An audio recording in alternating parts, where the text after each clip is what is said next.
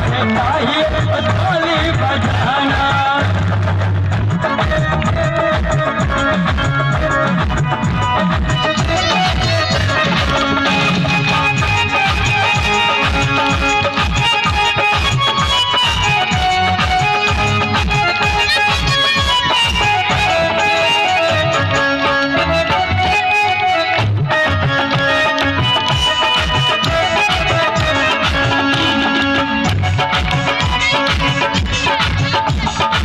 बात कही थी सरकार के तरफ से इंदिरा आवास नहीं मिलेगा।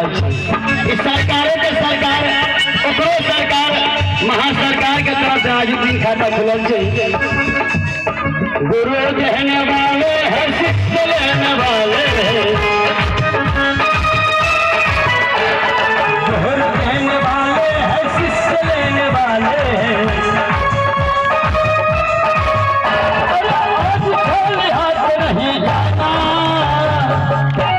भजन के अंतिम लाइन एक हाथ नहीं छूटबक चाहिए।